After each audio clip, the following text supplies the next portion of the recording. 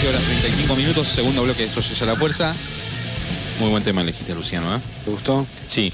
Bueno, vamos al bloque de la lectura de prensa alternativa y estamos leyendo un comunicado de prensa que anuncia paro de trabajadores de la salud de 22 provincias. El FESPROSA, Federación Sindical de Profesionales de la Salud de la República Argentina, informó que el Consejo Ejecutivo del gremio resolvió realizar un paro de 24 horas el miércoles 18 en las 22 provincias en las que nuclea 30.000 profesionales y trabajadores de la salud. Por eso estamos en comunicación con Alejandro Márquez, secretario general adjunto de la SICOP, que él nos va a ampliar esta noticia. Alejandro, te saludan los socios, buenas noches. ¿Qué tal? Buenas noches, ¿cómo estás? Bien, Alejandro, contanos cuál es la situación actual en la provincia de Buenos Aires en lo que tiene que ver con el tema de la salud, ¿no? Bueno, la verdad que la situación es compleja porque no se puede brindar una atención mínima, digna a la población. Quedan muchas cosas por hacer, muchas situaciones donde el personal se ve sobrecargado y no hay cómo hacer frente a la demanda. Principalmente es un problema presupuestario, es decir, la asignación de recursos es deficitaria, ¿no? Es decir, el presupuesto en salud se acabó en septiembre, octubre, y bueno, y ahora estamos como en stand-by hasta el año que viene. Eso significa de no pagarle a los proveedores, a que la gente no cobre los reemplazos que hace, y la gente que se designa como interinos y los profesionales que se designan están sin cobrar hace meses. Es muy difícil sostener las guardias y los planteles básicos en esta situación, además de que las obras, lo estructural, lo edilicio también está abandonado. Por eso nosotros, la SICOP, la Asociación Sindical de Profesionales de Salud de la Provincia de Buenos Aires, en un congreso hace una semana decidimos seguir con las medidas de fuerza. Este jueves, mañana, el jueves 12, va a haber un paro provincial con el acto central en el Hospital de Villa Escobar, y el 18 hay una movilización al Ministerio de Salud de la Provincia de Buenos Aires, donde los principales puntos son exigir que se le pague las deudas a la gente que trabajó, es decir, a los profesionales que han hecho reemplazo hace meses y no se les paga, a la gente que está trabajando, que las designaron, es decir, que firmó una resolución que está designada en provincia y no cobra hace meses, que abran la paritaria, ¿sí?, de salud en la provincia de Buenos Aires y podamos discutir salarios, que con lo que se cobra en provincia es muy difícil completar los planteles.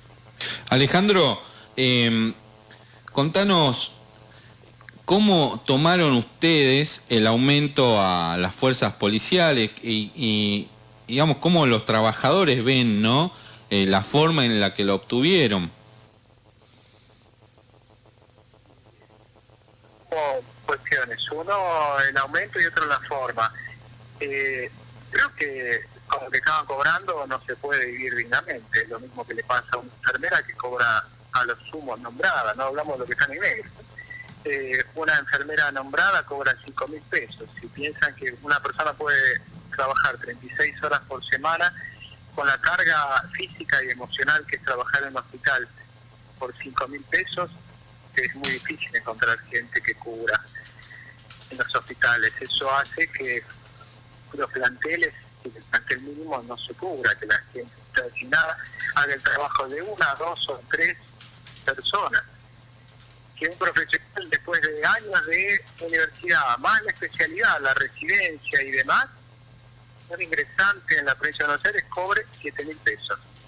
Un profesional especializado. Hablo de médicos, bioquímicos, farmacéuticas, todos los que están en la carrera de profesión hospitalaria, ingresa con 7.000 pesos. También es muy difícil cubrir. Sí, obvio. Eso si así las residencias, ¿no? Las residencias no se cubren porque es el mismo monto o menor y además en negro en la residencia. Y muchas veces los profesionales residentes terminan cubriendo los agujeros que no pueden cubrir, en vez de capacitarse y formarse, termina haciendo mano de obra barata para cubrir los agujeros en los servicios.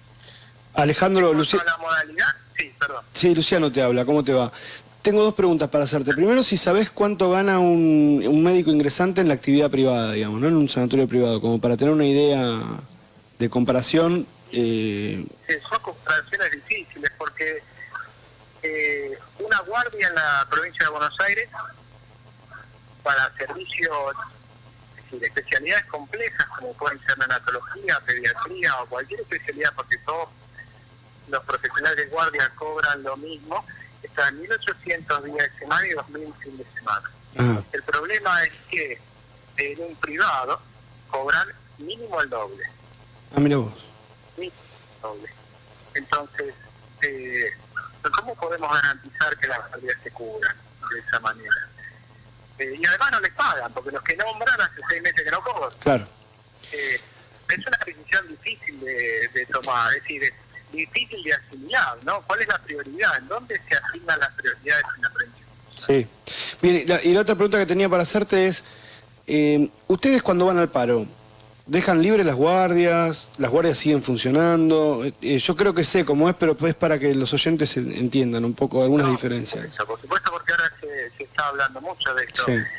Los paros en salud son paros autorregulados, es decir, nosotros lo que estamos defendiendo es el derecho a la salud de la población y además las condiciones de trabajo de los trabajadores de la salud, tanto profesionales como no profesionales. Y los paros son, primero, con presencia en el trabajo, es decir, en el hospital, en los centros de salud.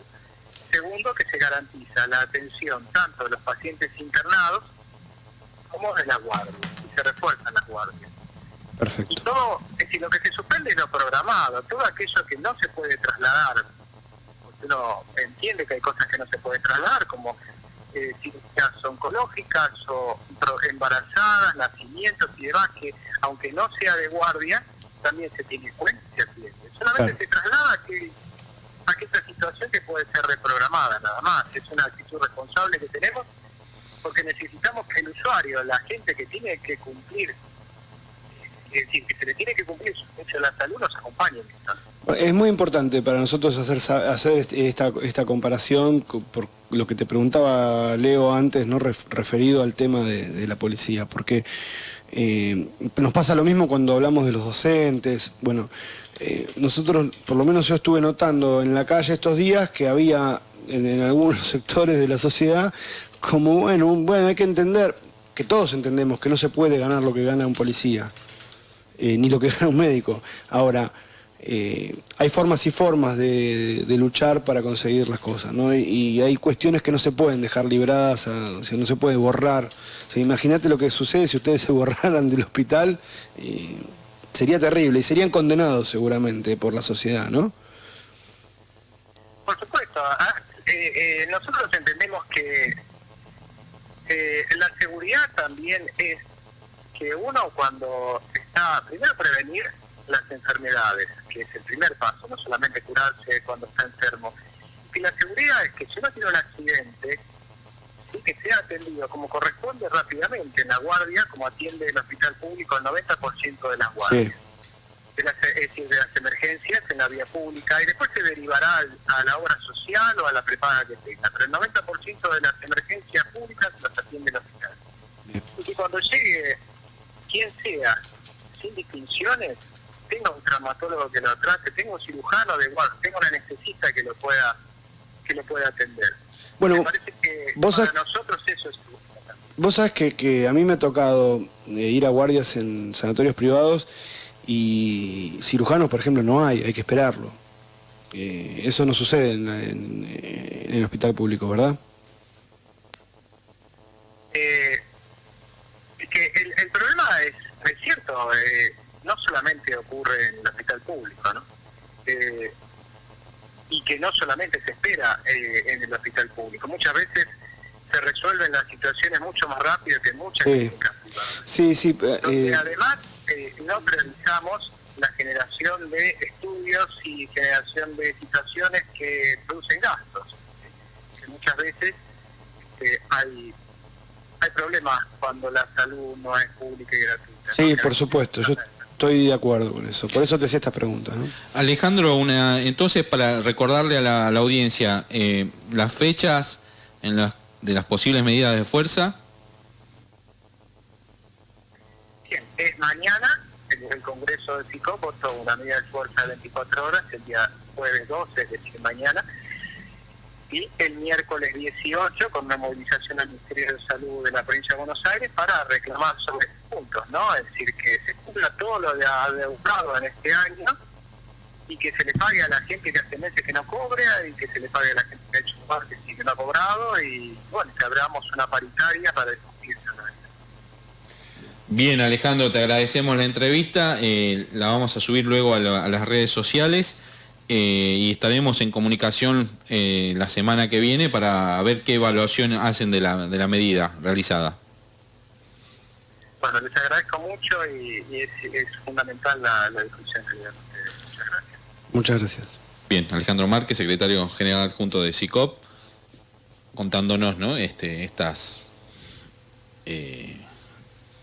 dinámicas que se dan, ¿no? Hoy por hoy en la relación obrero-patrón, en este caso un patrón estatal, ¿no? Y los trabajadores de los hospitales públicos que en muchos casos, como dice él, tienen los sueldos atrasados y esta dinámica de diferenciada, ¿no?